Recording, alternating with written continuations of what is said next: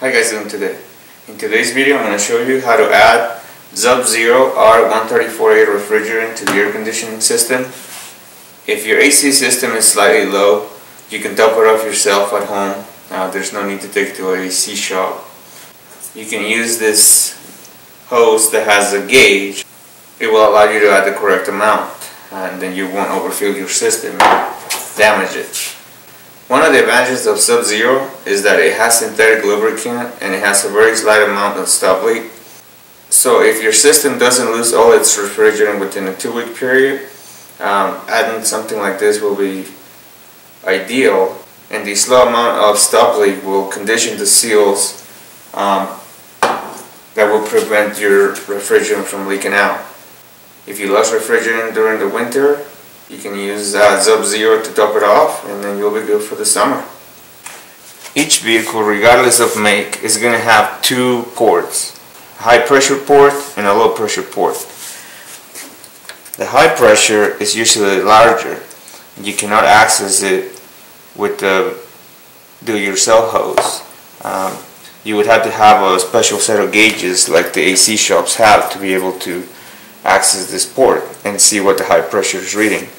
The low pressure port is usually close to the accumulator, and it's a larger hose normally, as you can tell. It's smaller in diameter, which makes it perfect to be accessed with the do-it-yourself hose. Having two different sizes will ensure the DIY person that they're not going to hook this to the wrong side and injuring themselves or damaging the system. So that's a nice feature that the makes that came equipped with R134A already have. So make sure that your car is new enough that it has the R134A. Some of the old ones will have R12. They do not have this kind of ports. They still have two different sizes, but they are different. They don't snap in, they screw on. So verify on your sticker that your AC system has R134A before trying to add something like Sub Zero to top off your AC system. Before you hook up the hose, locate your AC compressor. The vehicle is going to have to be running and the air conditioning is going to have to be on. This is the clutch, the AC clutch. When you have the AC off, the belt is spinning, but the compressor is not working because this is, of course, a clutch. That allows the bearing and the clutch to free spin without activating the AC compressor. When you turn the air conditioning on, there's a pressure switch that reads the pressure in your system. If there's enough refrigerant, it will activate the clutch. There's an electrical plug right here that turns your clutch on. At that point, it engages with the compressor. You can see it actually move in and out when it engages, and it turns at the same speed that the bearing turns. At that point, it's circulating your refrigerant in your AC system. If your system is low, you may see your compressor cycling on and off. There will be times that it will engage and it will turn with your engine, and when the pressure is lower, it will deactivate and it will stop spinning, so you will see it steady. It won't turn, and the belt will keep moving, and it'll engage again. You may see that on and off as you're trying to add refrigerant. Once you add enough refrigerant and the pressure is accurate, the AC clutch will be engaged all the time, and it will spin all the time regardless of the RPMs. So pay close attention to that when you're adding refrigerant. This is a great indicator of how well your system is taking the refrigerant that you're trying to add. The DIY hose screws on your can. You screw it all the way in. Okay. Once you screw your hose all the way in, there's a needle in here that when you drive this all the way in, it punctures this can. At that point, it will allow the refrigerant to start coming out the moment you start unscrewing it. Just like turning a faucet on, it will allow you to do that. One of the cool things about the gauge is that it will allow you to know, where you are with your refrigerant. You don't want to add too much, so your vehicle is going to be running and your AC on, and then you'll be able to read the pressure. I'll show you in a minute how that looks with the vehicle running.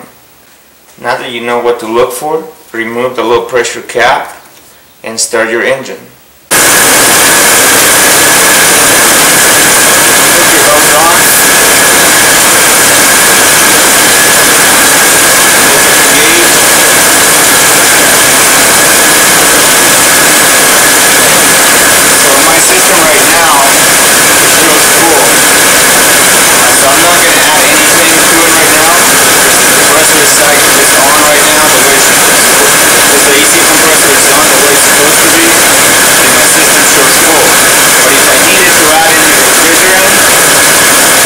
Once I already punctured the can by driving it in all the way, I would turn it counterclockwise and I would clutch my gauge.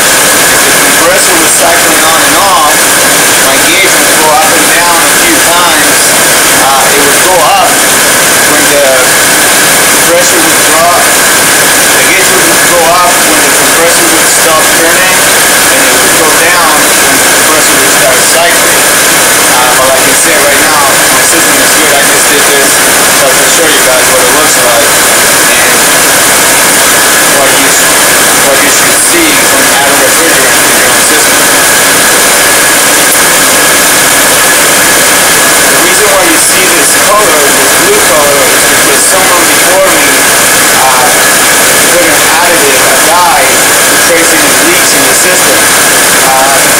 Some shops don't like those dyes. They have a feeling that if the system happens, it's going to damage their equipment. So be alert for that and they refuse to work on your system if it has it. I did not put that in there, it's already there. This is what I was talking about. The AC clutch is spinning. The compressor is spinning. I'm going to go ahead and turn the AC off so you can see the difference. Pay close attention to the compressor as I turn the AC off.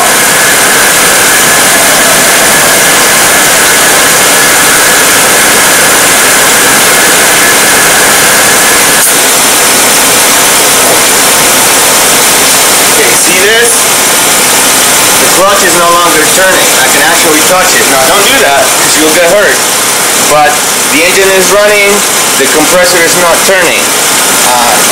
So you will see the clutch not moving when the pressure drops, and as the pressure increases it will turn again. So I'm going to go ahead and turn it on one last time so you can see it.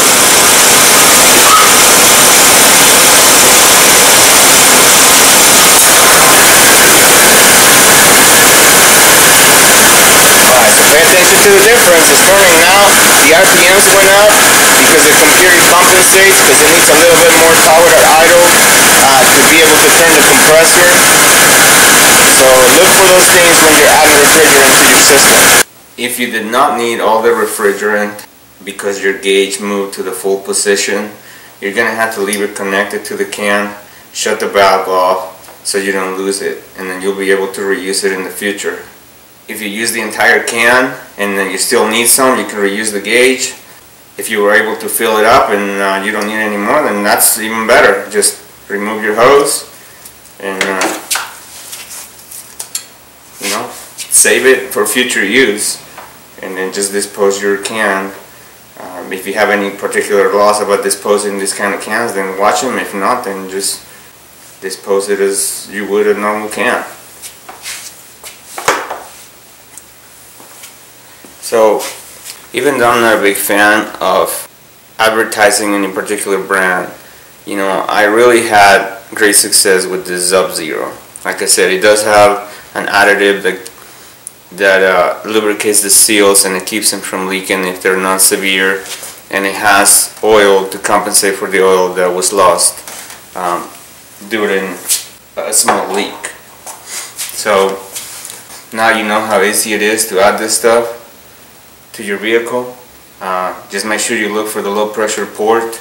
It's usually located near the accumulator. Some vehicles may have it near the AC compressor. So just remember, it's really easy. It's the smaller port, as long as it has R134A from the factory. So you don't have to be worried that you're going to damage your system or injure yourself while you're trying to save some money by adding refrigerant to your car. There you go, save yourself some money, stay cool, and make sure you visit our online store. Have tools, auto accessories, outdoor equipment, clothes. So make sure you take some time to check those items out. Thanks again for watching today's video, and then I look forward to see you next time.